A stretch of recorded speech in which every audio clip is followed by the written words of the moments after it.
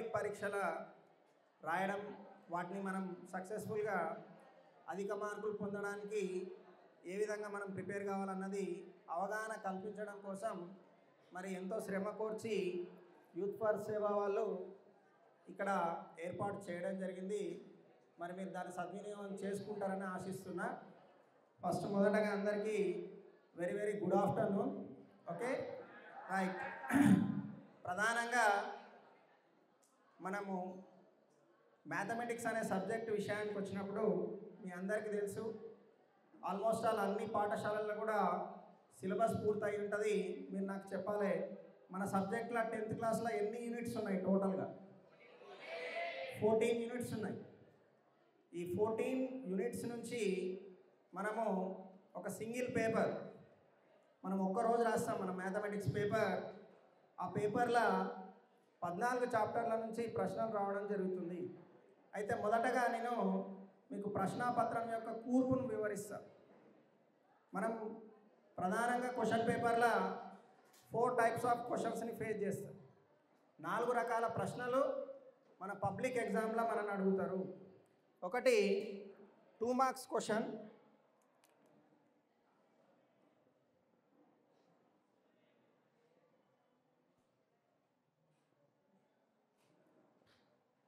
First 2 mark questions, next 4 mark questions, next 6 mark questions, next మనకు MCQ మనం 6 చేయాల్సి ఉంటుంది. 6 2 12 మార్క్స్ వస్తాయి మనకు. 4 మార్క్ క్వశ్చన్స్ కూడా మనం 6 చేయాల్సి ఉంటుంది.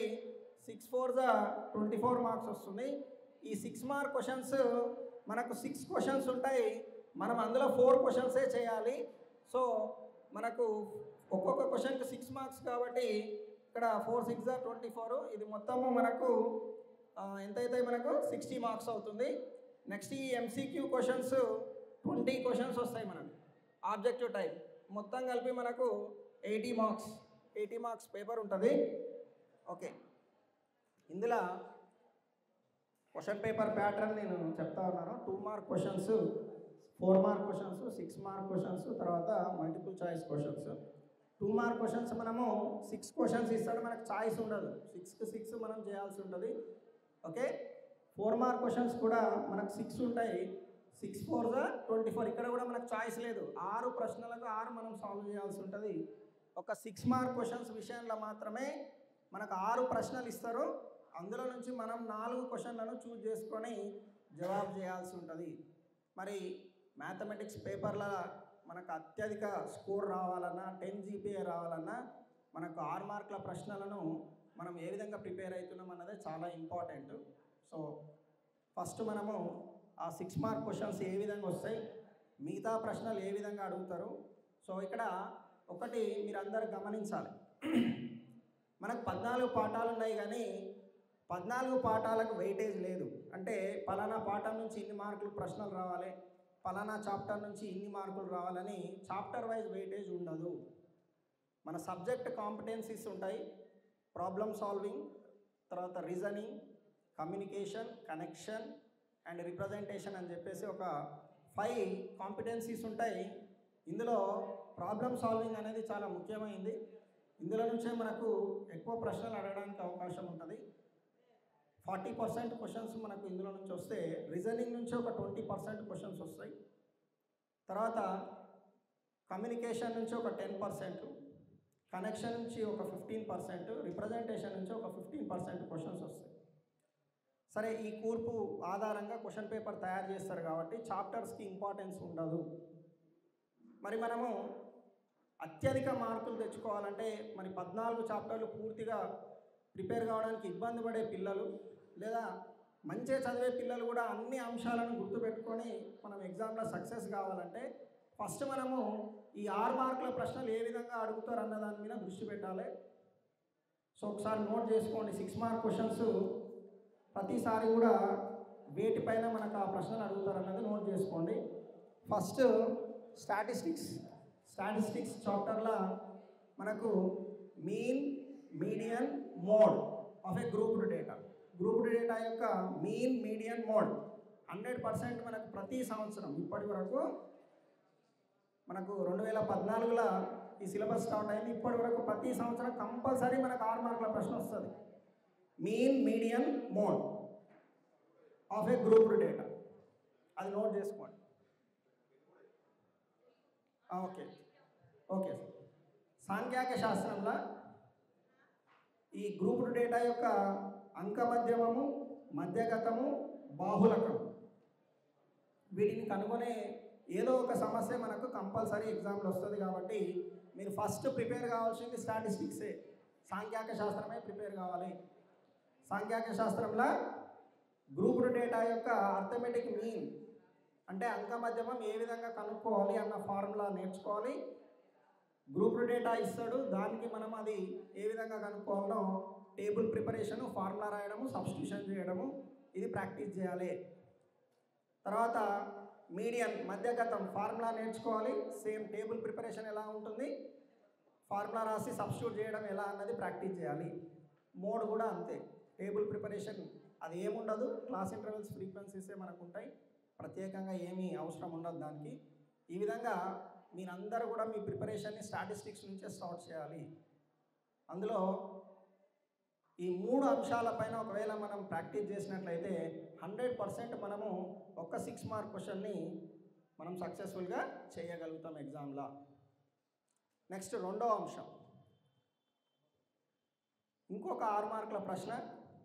ఇప్పటి వరకు 90% ఇర్రేషనల్ నెంబర్ అని ప్రూవ్ చేయమని చెప్పేసి వస్తుంది. సో నేను మోడల్ క్వశ్చన్ కూడా చెప్తా, మీరు నోట్ చేసుకోండి. √2 + √3 show that √2 + √3 is irrational number. అంటే 2 ఇర్రేషనల్ నెంబర్స్ సమ్ము మళ్ళీ ఇర్రేషనల్ నెంబర్ అవుతుందని నిరూపించండి అని అడుగుతాడు. తెలుగు మీడియం విద్యార్థులు గమనించాలి. 2 కరణీయ సంఖ్యల మొత్తం మళ్ళీ కరణీయ సంఖ్య అవుతుందని, irrational numbers sum irrational number అవుతుందని ప్రూవ్ చేయండి అని. ఎగ్జాంపుల్గా √2 + √3 ఈ మోడల్ క్వశ్చన్ ప్రతి సంవత్సరం కూడా రిపీట్ అవుతుంది. ఇది ఒకటి గుర్తుపెట్టుకోవాల్సిన అంశం. నెక్స్ట్ రెండో 6 మార్కుల ప్రశ్న, మనం ఏది ప్రిపేర్ కావాలో అర్థమైందని అనుకుంటున్నాను. ఇది ఏ చాప్టర్లో ఉంటుంది చెప్పండి? ఫస్ట్ చాప్టర్ రియల్ నెంబర్స్లో ఉంటుంది. అంటే ఆ చాప్టర్లో ఉన్న మిగతా అంశాలు ప్రిపేర్ కాకుండా ఫస్ట్ ఇది అయితే ప్రిపేర్ కావాలి. మనం ఈ 2 irrational numbers sum irrational number అవుతుందని ప్రూవ్ చేయడం మీరు ప్రాక్టీస్ చేయాలి. రెండో 6 మార్కుల ప్రశ్న పూర్తయింది. నెక్స్ట్ మనము మూడవ 6 మార్కుల ప్రశ్న దేని నుంచి వస్తుందనంటే పాలినామియల్స్ చాప్టర్లో find the zeros of a quadratic polynomial using graph. Finding zeros of a quadratic polynomial graphically. It's an very important one. Graph ఇది ప్రిపేర్ కావాలి. నెక్స్ట్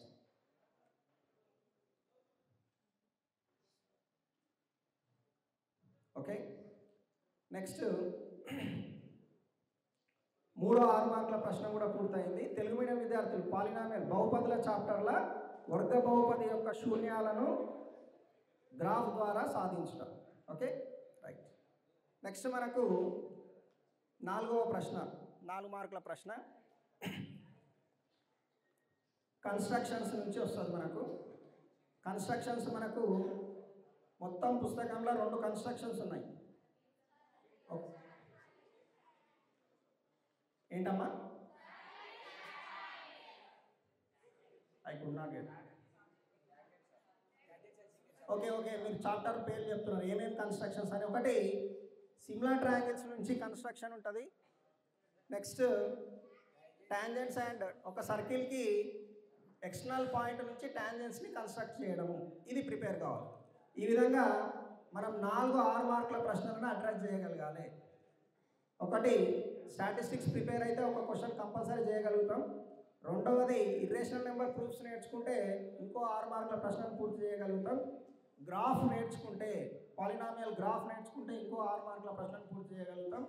నెక్స్ట్ కన్స్ట్రక్షన్ నేర్చుకుంటే మీ అందరు కూడా తెలుసు, సిమిలర్ ట్రయాంగిల్స్లో సిమిలర్ ట్రయాంగిల్ కన్స్ట్రక్ట్ చేయమని మనకు scale factor ఇస్తాడు. ఆ స్కేల్ ఫ్యాక్టర్ ప్రాపర్ ఫ్రాక్షన్ కావచ్చు, ఇంప్రాపర్ ఫ్రాక్షన్ కావచ్చు, మనం కన్ఫ్యూజ్ కావాల్సిన అవసరం లేదు. We should keep one thing in your memory. మనకి ఇచ్చిన స్కేల్ ఫ్యాక్టర్ యొక్క డినామినేటర్ జాయినింగ్ లైన్ని తెలియజేస్తుంది. ఇది ఒక్కటి గుర్తుపెట్టుకోండి. మీ అందరికీ కన్స్ట్రక్షన్ మీద ఆల్రెడీ ఐడియా ఉంటుంది కాబట్టి నేను అంటున్నా, స్కేల్ ఫ్యాక్టర్ ప్రాపర్ ఫ్రాక్షన్ అయితే, క్రమభిన్నం అయితే, ఇప్పుడు స్కేల్ ఫ్యాక్టర్ 3/5 ఉందనుకోండి, 3/5, ఇక్కడ డినామినేటర్ 5 ఉంది కదా, ఈ 5 అనేది మనము కింద అక్యూట్ యాంగిల్ రే గీస్తాం కదా, దాన్ని 5 పార్ట్స్ చేసి ఉంటాం. ఆ 5th పాయింట్ని ట్రయాంగిల్ యొక్క ఎండ్కి జాయిన్ చేయడము.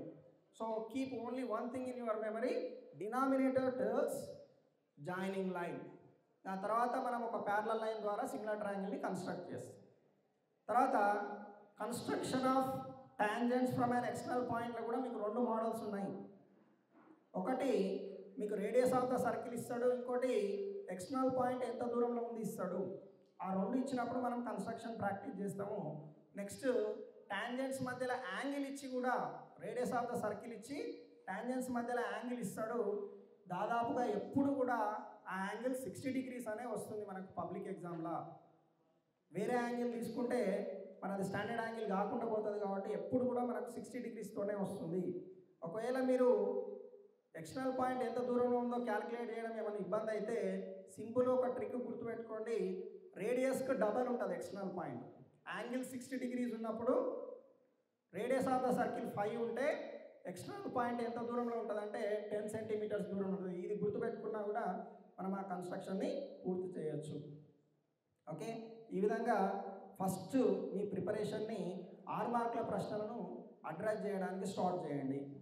ఆ తర్వాత మరి ఇంకా 2 ప్రశ్నలు ఉన్నాయి కదా మనకు, అవి ఎక్కడి నుంచి వస్తాయి అని అంటే నెక్స్ట్ 6 మార్కుల ప్రశ్నలే ఇంకా 2 ఉన్నాయి కదా మనకు చాయిస్లో. అవి ఏ చాప్టర్ల నుంచి అడగడానికి అవకాశం ఉందంటే, ఒకటి applications of trigonometry, second exercise. ఆ చాప్టర్లో సెకండ్ ఎక్సర్సైజ్ నుంచి రావడానికి అవకాశం ఉంటుంది, అప్లికేషన్స్ ఆఫ్ ట్రిగనామెట్రీ.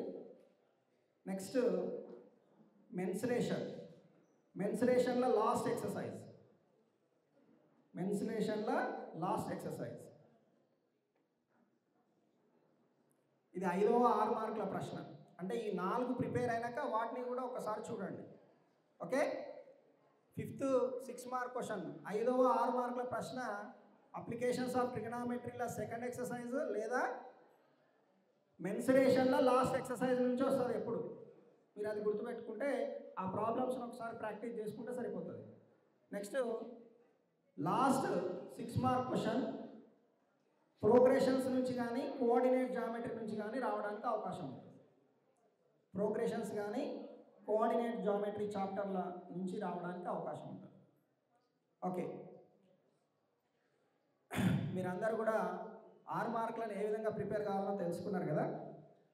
నెక్స్ట్ మరి 4 మార్కుల ప్రశ్నలను, మరి అవి 6 క్వశ్చన్లు ఉంటాయి, 6కు 6 మనం చేయాలి. ఆ 6 క్వశ్చన్లు ఇప్పుడు చెప్పినట్టు నేను ఏ చాప్టర్ నుంచి వస్తుందో చెప్పనీకి రాదు, ఎవరైనా చెప్పినా కూడా కరెక్ట్ కాదు అది. ఎందుకంటే కాంపిటెన్సీస్ యొక్క వెయిటేజ్ని బ్యాలెన్స్ చేసుకుంటే ఎగ్జామినర్ పేపర్ తయారు చేస్తాడు కాబట్టి ఆ క్వశ్చన్లు ఎట్లా వస్తాయి చెప్పనీకి రాదు మనకు. 6 మార్కుల ప్రశ్నలు ఒక్కటే మనం చెప్పగలుగుతాం డెఫినెట్గా. ఇప్పుడు మనం అనుకున్న మోడల్స్ నుంచే 6 మార్కుల ప్రశ్నలు వస్తాయి.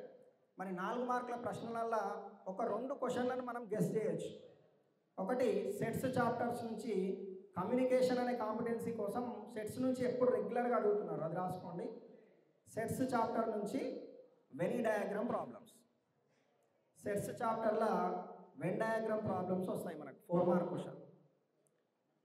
నెక్స్ట్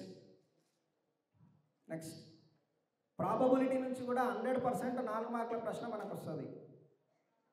అది కూడా పాపులర్ ర్యాండమ్ ఎక్స్పెరిమెంట్స్ ఉంటాయి. మీ అందరికీ తెలుసు ర్యాండమ్ ఎక్స్పెరిమెంట్స్ అంటే, పాపులర్ ర్యాండమ్ ఎక్స్పెరిమెంట్స్ అంటే కాయిన్స్ కానీ, డైస్ కానీ, ప్లేయింగ్ కార్డ్స్ కానీ. నెక్స్ట్ బాల్స్ అంటే డిఫరెంట్ క్వశ్చన్స్ ఉంటాయి. కానీ ఈ 3 పాపులర్ ర్యాండమ్ ఎక్స్పెరిమెంట్స్ ఏంటంటే coins, next dice, next playing cards. వీటి మీద కొంత అవగాహన పెంచుకుంటే మనం 4 మార్కులకు చేయగలుగుతాం. ఓకే, నెక్స్ట్ ఇంకా 2 మార్కుల ప్రశ్నలు కానివ్వండి, మిగతా 4 మార్కుల ప్రశ్నలు కానివ్వండి, మనం గెస్ చేయనిక లేదు. మనం 14 చాప్టర్లను ప్రిపేర్ అయితేనే అవి మనము చేయగలుగుతాము. మరి 10 GPA రావాలంటే మీ ప్రిపరేషన్ ఏ విధంగా సాగాలి అని అంటే, ఈ 14 చాప్టర్లు ఉన్నాయి కదా, మనకు ఆ సంఖ్య చూస్తేనే భయం అవుతుంది. మనం 14 చాప్టర్స్లో ప్రిపేర్ కావాలన్నా అని అనిపిస్తుంది. మీరు ఏం చేయండి అంటే వాటిని రెండు చాప్టర్లను జాయిన్ చేసుకోండి. ఒక ఆర్డర్లో ప్రిపేర్ కావాలి మనం ప్రిపేర్ అయ్యేటప్పుడు. నేను ఇప్పుడు ఆ ఆర్డర్ చెప్తా, ఒకసారి నోట్ చేసుకోండి. ఈ 14 చాప్టర్స్ని మనం నెక్స్ట్ ప్రిపరేషన్ మిగతా క్వశ్చన్లు అన్నింటినీ చేయాలంటే ఒక క్రమంలో ప్రిపేర్ కావాలి. ఫస్ట్ స్టాటిస్టిక్స్, ప్రాబబిలిటీ ఈ రెండు కలిపి ప్రిపేర్ కండి. స్టాటిస్టిక్స్, ప్రాబబిలిటీ ఈ రెండు కలిపి ప్రిపేర్ కండి.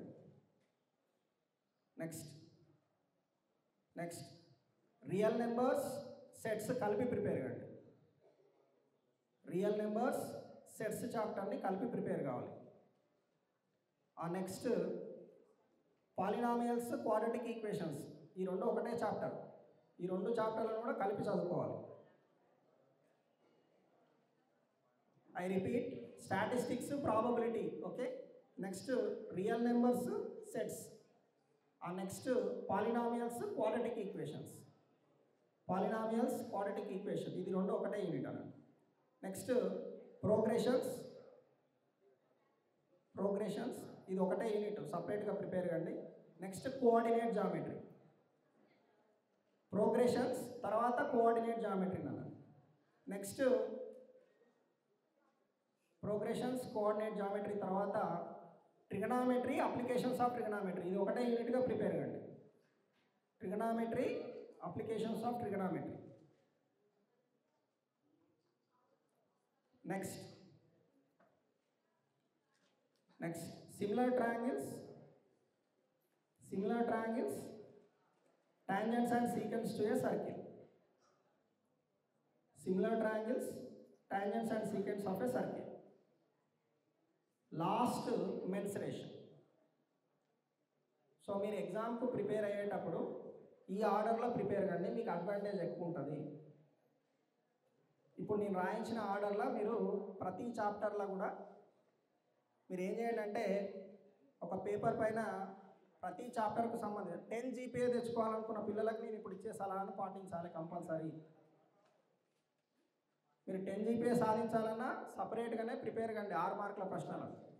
అది అయిపోయిన తర్వాత ఇప్పుడు రాయించిన ఆర్డర్లో ప్రతి టాపిక్లో ఇంపార్టెంట్ కాన్సెప్ట్స్ని నోట్ చేసుకోండి.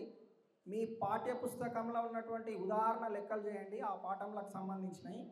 ఎక్సర్సైజ్లో ఉన్న different questions, previous year questions. First ఆ టాపిక్కి సంబంధించిన కాన్సెప్ట్స్ నోట్ చేసుకొని ఉదాహరణ లెక్కలు, ఎక్సర్సైజ్లో ఉన్న ప్రాబ్లమ్స్, ప్రీవియస్ ఇయర్ ప్రాబ్లమ్స్ని ప్రిపేర్ కండి. ప్రతి చాప్టర్కి సంబంధించి కూడా ఇదే స్ట్రాటజీ ఫాలో కావాలి మనం ఇక్కడ రాసుకున్నటువంటి అన్నింటినీ కూడా. అప్పుడు తప్పకుండా మనకు 10 GPA అనేది చాలా ఈజీగా ఉంటుంది. మరి యావరేజ్ లేదా బిలో యావరేజ్ ఉన్న పిల్లలు మాత్రము మీరు 6 మార్కుల ప్రశ్నలు కంపల్సరీ చేయడానికి ప్రిపేర్ కావాలి. అంటే ఇందాక చెప్పినట్టు మీరు గ్రాఫ్లు ప్రిపేర్ కావాలి, కన్స్ట్రక్షన్స్ ప్రిపేర్ కావాలి, స్టాటిస్టిక్స్ క్వశ్చన్స్ ప్రిపేర్ కావాలి, ఇర్రేషనల్ నెంబర్స్ ప్రిపేర్ కావాలి. వాటితో పాటు నేను ఒక టాప్ 10 ఫార్ములాస్ చెప్తా, అవి రోజు రాయండి పబ్లిక్ ఎగ్జామ్ వరకు. నోట్ చేసుకోండి టాప్ 10 ఫార్ములాస్.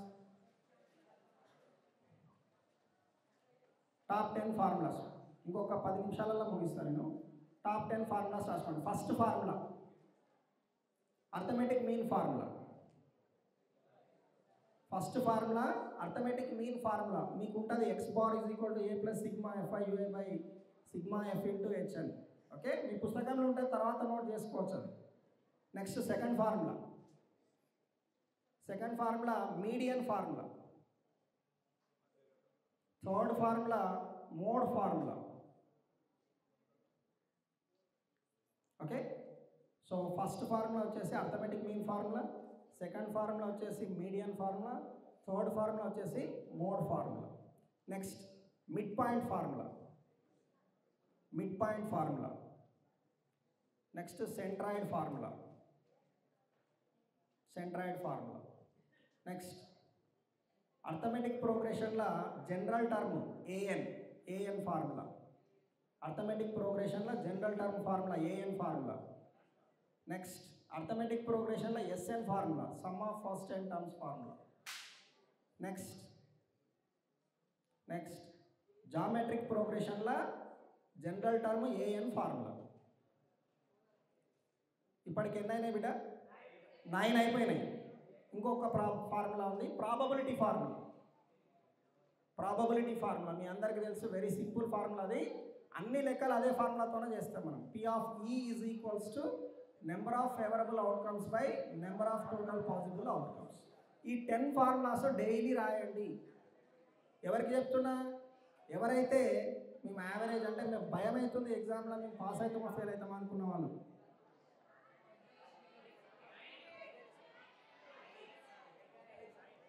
నైన్ అయినాయా? Last formula length of the tangent formula. Length of the tangent √d² - r². Okay right. విద్యార్థులందరూ 10 GPA రావాలంటే బాగా కష్టపడాలి. అన్ని చాప్టర్లను కూడా ప్రిపేర్ కావాల్సి ఉంటుంది. మరి ఫస్ట్ క్లాస్లో పాస్ కావాలంటే ఇప్పుడు నేను చెప్పిన 6 మార్క్స్ని చేస్తూ కొన్ని ఇంపార్టెంట్ చాప్టర్స్ పైన మీరు దృష్టి పెడితే మీరు సక్సెస్ఫుల్ అవుతారు. నెక్స్ట్ మన ప్రిపరేషన్ ఎట్లా ఉన్నా కూడా విద్యార్థులు ఒకసారి ఇక్కడ వినాలా. మనకు మొత్తం 3 గంటల సమయం ఉంటుంది, అంటే 180 నిమిషాల సమయం ఉంటుంది మనం ఎగ్జామ్ రాయడానికి. ఆ 180 మినిట్స్లో ఫస్ట్ 15 మినిట్స్ మీరు క్వశ్చన్ పేపర్ చదవాలి. ఆ తర్వాత ఒక 90 మినిట్స్ మీరు 6 మార్క్ క్వశ్చన్స్ 4 మార్క్ క్వశ్చన్స్ చేయండి ఫస్ట్. ఒక 90 minutes 6 mark questions 4 mark questions చేయండి. ఒక 30 నిమిషాల సమయం 2 మార్కుల ప్రశ్నలకు కేటాయించండి. మీకు ఇంకా 15 నిమిషాల సమయం ఉంటుంది. ఆ 15 నిమిషాలల్లో ఒకసారి మీరు ఏమేమి క్వశ్చన్స్ చేసిండ్రు, ఏదన్నా కఠినమైన ప్రశ్న ఉంటే దాని గురించి కొంత ఆలోచించి సంబంధిత ఫార్ములాస్ అవి రాయడానికి ప్రయత్నం చేయాలి.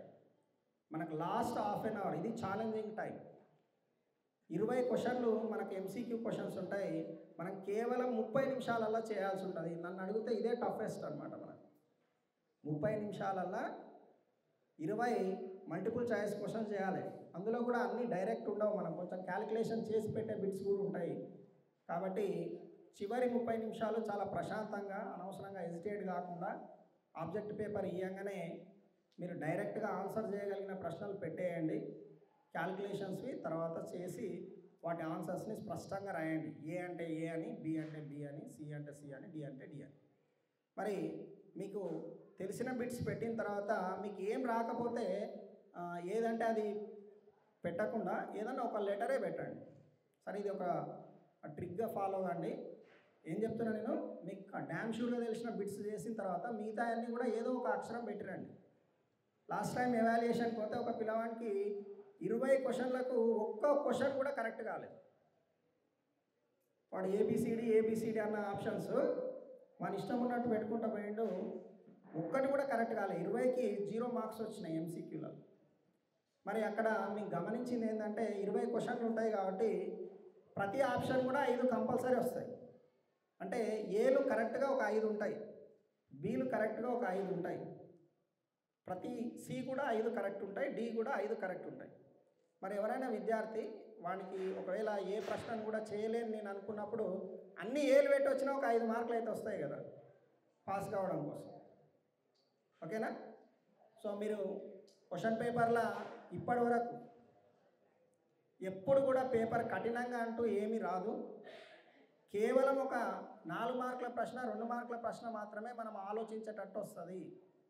మిగతా అన్నీ కూడా మనకు చాలా సులభంగా ఉంటాయి ప్రశ్నలు. మనం క్లాస్ రూమ్లో ప్రాక్టీస్ చేసిన మోడల్సే ఉంటాయి. ఇక తరచుగా మనము రెగ్యులర్గా క్లాస్ రూమ్లో డిస్కస్ చేసుకునేటువంటి మోడల్సే వస్తాయి. కేవలం ఒక 2 మార్కుల ప్రశ్న, ఒక 4 మార్కుల ప్రశ్న, ఒక 2-3 మల్టిపుల్ చాయిస్ క్వశ్చన్లు కొంచెం ఆలోచించి చేసేటట్టు వస్తాయి. అవి కూడా మీరు చేయకుండా ఏం రావు, మీరు తెలిసిన కాన్సెప్ట్స్ నుంచే వస్తాయి, వాటి నుంచే వస్తాయి. కాబట్టి మీరు ఏం చేయండి అంటే అట్లా ఆలోచించి చేసేవి, అంటే కొంత డిఫరెంట్గా ఉన్న క్వశ్చన్ని కొద్దిసేపు ప్రశాంతంగా ఆలోచిస్తే తప్పకుండా మీకు దానికి సమాధానం దొరుకుతుంది. మీరు మంచి గ్రేడ్ సాధించడానికి అవకాశం ఏర్పడుతుంది. అయితే ఎవరైతే విద్యార్థులు వెనుకబడి ఉన్నారో మీకోసం ప్రత్యేకంగా ఏం చెప్తున్నా నేను, అన్ని క్వశ్చన్లు అటెంప్ట్ చేయండి. ప్రతి క్వశ్చన్లో గివెన్ డేటా రాసిరండి. ప్రాబబిలిటీ క్వశ్చన్స్ వస్తే వాటి ఫార్ములాస్ రాయండి. నువ్వు ప్రాబబిలిటీ క్వశ్చన్ చేయకుండా ప్రాబబిలిటీ ఫార్ములా రాసినందుకు 1 మార్క్ వేయడానికి అక్కడ అవకాశం ఉంటుంది ప్రిన్సిపల్స్ ఆఫ్ ఎవాల్యుయేషన్లో. స్టాటిస్టిక్స్లో మీరు 3 ఫార్ములాస్ నేర్చుకుంటే కూడా మీకు 6 మార్కులు రావడానికి అవకాశం ఉంటుంది. ఎట్లా అంటే కమ్యూనికేషన్ కింద ఒక 4 మార్కుల ప్రశ్న వస్తుంది, జస్ట్ ఫార్ములా రాసి టర్మ్స్ని ఎక్స్ప్లెయిన్ చేయమని. మళ్ళీ 6 మార్కుల ప్రశ్న కూడా స్టాటిస్టిక్స్ నుంచి వస్తుంది. అక్కడ నువ్వు క్వశ్చన్ చేయకుండా కనీసం ఆ ఫార్ములా రాసి వచ్చినా అక్కడ ఫార్ములాకి 2 మార్కులు కేటాయిస్తారు. 6 మార్కుల ప్రశ్నల ఫార్ములాకి 2 మార్కులు ఉంటాయి. అట్లా కేవలం స్టాటిస్టిక్స్లో ఉన్న 3 ఫార్ములాస్ నేర్చుకొని కూడా మనము 6 మార్కులు సంపాదించవచ్చు. ప్రాబబిలిటీ ఫార్ములా నేర్చుకుంటే కూడా కంపల్సరీ మనకు ఒక 4 మార్కుల ప్రశ్న, ఒక 2 మార్కుల ప్రశ్న రానికి అవకాశం ఉంటుంది. ఈ 2 చోట్ల కూడా మీరు ప్రాబబిలిటీ ఫార్ములా రాయడం ద్వారా ఒక 2 మార్కులు వస్తాయి. ఈ విధంగా క్వశ్చన్ పేపర్లో క్వశ్చన్స్ చదివి వాటికి సంబంధించిన ఫార్ములాస్ అన్నా మీరు రాసి వచ్చినా కూడా ఎవ్వరు ఫెయిల్ కారు, 100% మనకు రిజల్ట్ వస్తుంది. సో కాబట్టి ఇప్పుడు చెప్పినటువంటి ఈ సూచనలన్నీ పాటించి మీ ప్రిపరేషన్ని ఈ క్రమంలో కొనసాగిస్తూ సత్ఫలితాలు సాధిస్తారని ఆశిస్తూ మరి నాకు అవకాశం ఇచ్చినందుకు చాలా కృతజ్ఞతలు.